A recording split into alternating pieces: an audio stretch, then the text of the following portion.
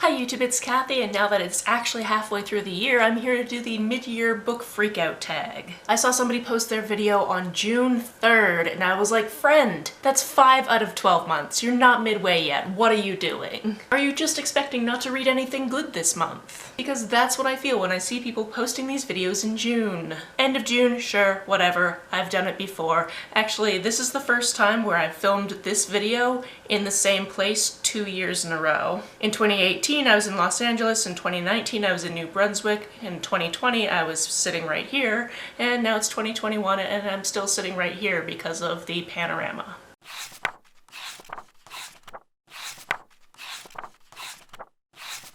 Before we get into the questions, I think I do this a little bit differently than everyone. I use the exact same questions that I used back in 2018, and I think that the questions actually kind of change year to year, or at least they have changed some years, so I don't do that. I use the exact same questions so that I can go back through these videos year to year to year and just kind of see the exact same data, if that makes any sense. Now that that's out of the way, let's get into the questions. The first one being the best book you've read so far in 2021. I've read a lot of really good books this year, but because I'm trying to pick one book per question, which I failed at doing on some of the questions, I'm just going to go with Ace by Angela Chen.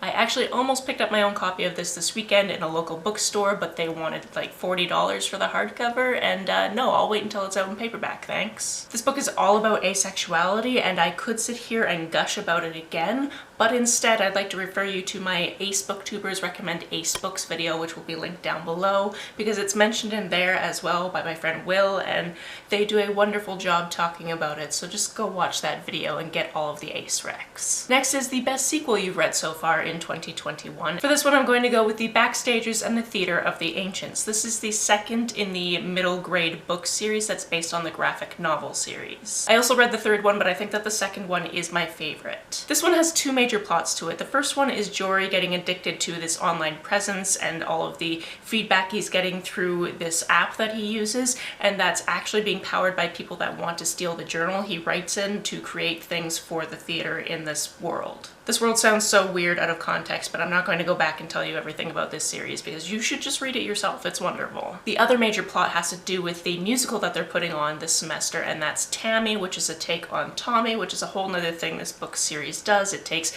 musicals and then renames them so you know which musical they're talking about, assuming you've heard of the musical, but it's a different name. And this one particularly had to do with deaf activism in theater, which I just loved. These comics are great, these books are great, just read the series if you haven't already. Next is a new release that you want to read but you haven't yet, and on my handy dandy audiobook app on my phone from my local library, I already have downloaded Malibu Rising, and I just need to get to it because I have 7 other audiobooks also downloaded. You can do up to 10 at a time, and I go through them fairly quickly, but sometimes it gets a little bit scary when all my holds come in at the same time. This is historical fiction about a famous family, and I am so excited to read it. I really love this author's other books, and I'm very excited for the Daisy Jones adaptation to finally exist, hopefully soon. I don't know when it's supposed to come out, but I keep being very excited about it every time I remember it's happening. Number 4 is your most anticipated release for the rest of the year. I couldn't pick just one. I could probably pick a bunch actually, but I narrowed it down to 2. The first one is White Smoke by Tiffany D. Jackson. I don't even need to know what this is about. I just know that I'm going to want to read it, and the cover is gorgeous. I think I've read 2 or 3 Tiffany D. Jackson books already this year and absolutely loved the writing. They are hard-hitting, and this one looks wonderful. The other one that came to mind was The Heartbreak Bakery by A.R. Capetta. This just looks adorable. I've enjoyed everything else I've read by this author. I like the idea of things set in a bakery. They always make me really hungry.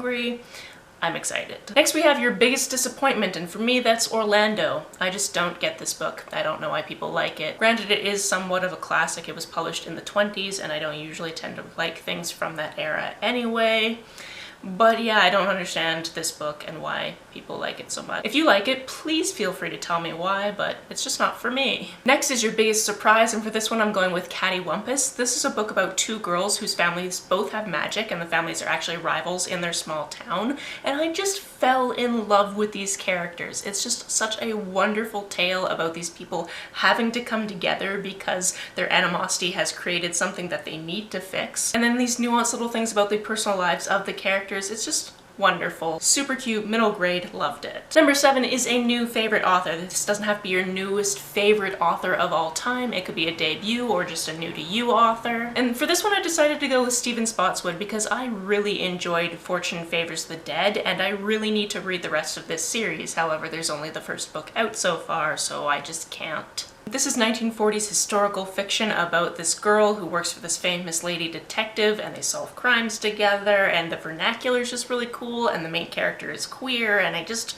really enjoyed it. Next is your newest fictional crush, and I am way too demisexual for this question, so I never have an answer for you. Let's move on. 9 is your newest favorite character, and for this one I decided to go with Nora from The Girls I've Been, which feels like a little bit of a cheat because she has this very dark past of having to be all of these different people, and just the ability to switch like that and change up your personality and understand what's going to work the best in every situation you're in. That's just fascinating to me. For number 10, we're looking for a book that made you cry. I'm pretty sure I cried reading Crosshairs because it is a dystopian future set in my own country that I could foresee actually happening, and that's terrifying, so there's that. For 11, we're going with a book that made you happy, and I picked Roman and Jewel, which is a retelling and a reimagining of Romeo and Juliet, where these two characters are in a production of Romeo and Juliet, but it's being given the Hamilton treatment. So it's a hip-hop opera type of version of Romeo and Juliet. Think the Romeo and Juliet that Baz Luhrmann did, but like a musical version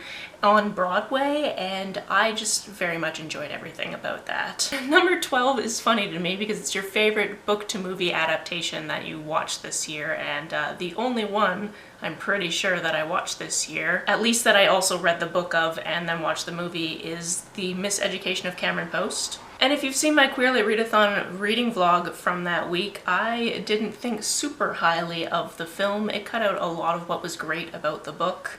It wasn't a terrible film, but the book was so much better. Number 13 is the favorite video you've done so far this year, and I could name off a bunch of different videos that I thought were really cool and nobody really watched because that's just how BookTube goes. However, the one I'm going to point out here is recommending books to drag queens. I had a lot of fun putting this together. I came up with a book to recommend to every single one of the girls on the most recent season of RuPaul's Drag Race, and every single book was queer. I took their personalities and their passions into play and just kind of figured out a book that I had read that is queer that I think that they would like. I was also hoping that at least one of them would, you know, see the video and share it around because that would have been cool. That didn't end up happening. That's fine. I still really liked making it. Number 14 is the most beautiful book you've bought so far this year or received. For this, we've got Off the Record is absolutely gorgeous. We've got Lost in the Neverwoods. That cover is stunning. And I want to give away for Legendborn, and that cover is also beautiful, and I still need to read 2 out of 3 of the books that I have just mentioned. Which leads me into the next question, which is what books do you need to read by the end of the year?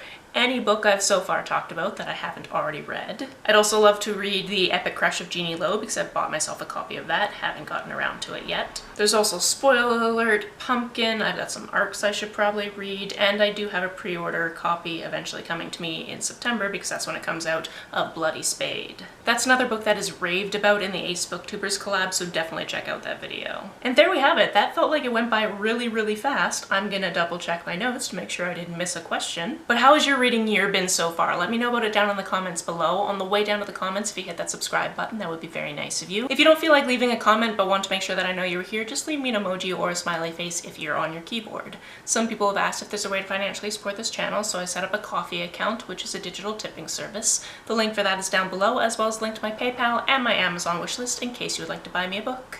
You can like and share this as you see fit, and I will see you very soon. Bye!